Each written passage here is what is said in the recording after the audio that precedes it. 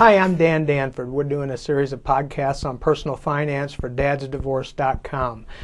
Today we're going to talk a little bit about the bad economy that we're in and how you survive that bad economy. The question we've got, the world is a pretty scary place today. Lots of layoffs and the financial landscape keeps growing darker and darker. Anything I can do to weather the storm?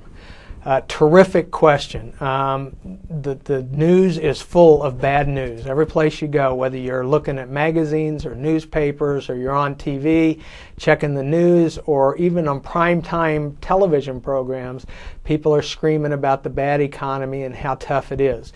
And it is a tough economy. I've been doing this now for 30 years, and this is the worst that I've seen.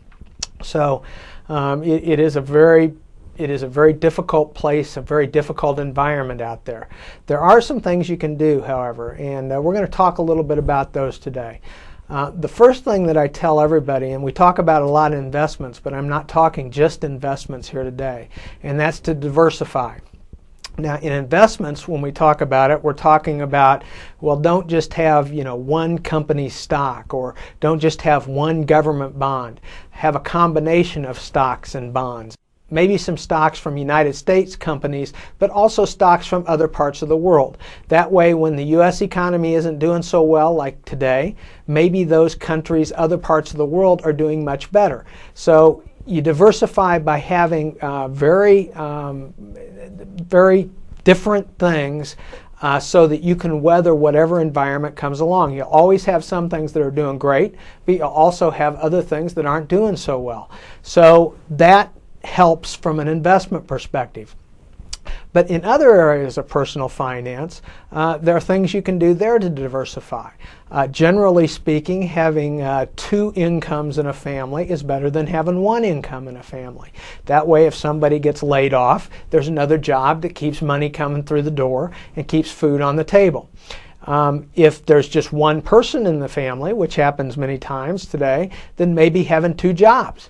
Maybe you work one job during the week and you have another job on weekends. Or maybe you work one job and you turn a hobby into a moneymaker. There are a lot of people out there today who maybe sell antiques on eBay, or maybe they do collectibles of some sort and they set up a booth in an antique mall, or whatever it is. If there's a way you can generate revenue from 2 or 3 different sources, that helps you stay immune to the bad economic environment. Same thing with homes. I've heard of people who own duplexes. That way they live on one side of the duplex, somebody else lives on the other side of the duplex and pays them rent. That way, when the job disappears or you get laid off for a period of time, there's still rent coming in on the other side of the duplex to help you make ends meet. So anything you can do in your situation to diversify your situation so that it's not dependent on one job or one source will make you better able to weather the bad financial times when they happen. So that's the first thing, is to diversify.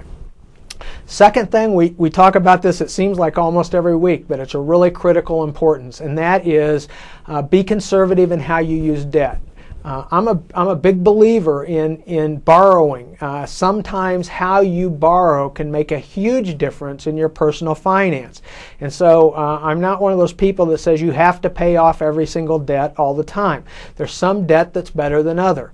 But no matter what kind of debt you have, even if it's the best kind of debt, even if it's a low-interest mortgage on a good piece of property, you don't want to have it so dramatic that you can't make the payments.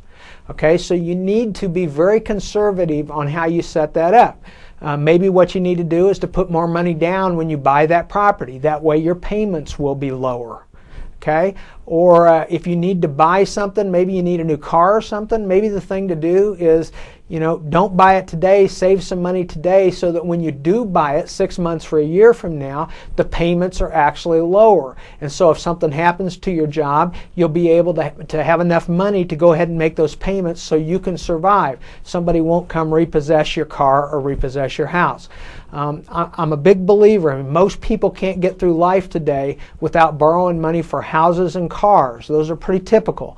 And even though we have to borrow for those things, you can borrow smarter, and that will better enable you to weather the tough times in the environment.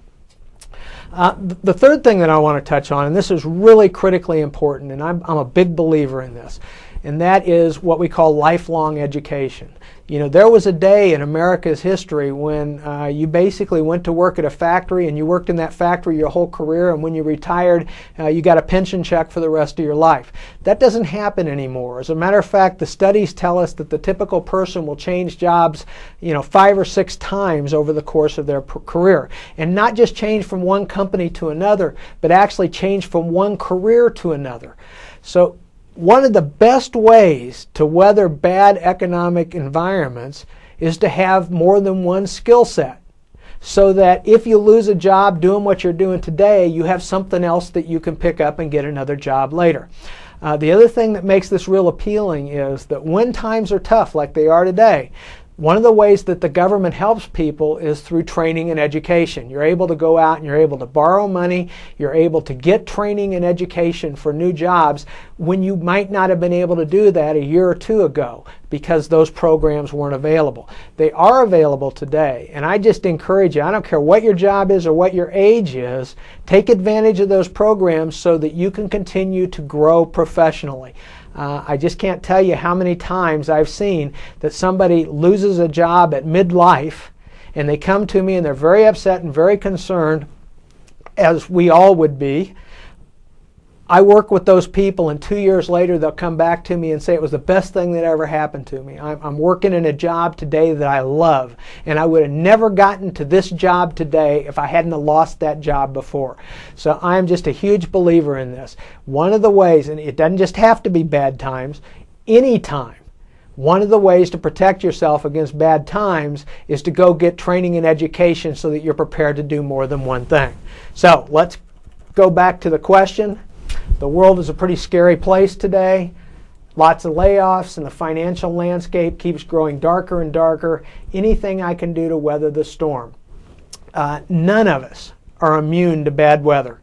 Okay? Doesn't make any difference what your job is or where you work. When things come up, all of us face difficult financial times. The best thing to do is to diversify yourself basically with your job skills, continue your education, use debt conservatively, and then you'll be able to weather those tough times when they come. Okay, next week we're going to talk a little bit about some lessons I wish I'd learned in college so that I would have known them as I looked forward. Some of the lessons are very good and they mean a lot to me today, but it took me 30 years to learn them. So I'm going to try to share them so that maybe they'll be helpful to you now instead of waiting until you're my age to use them. That's it for this week. Be smart with your money.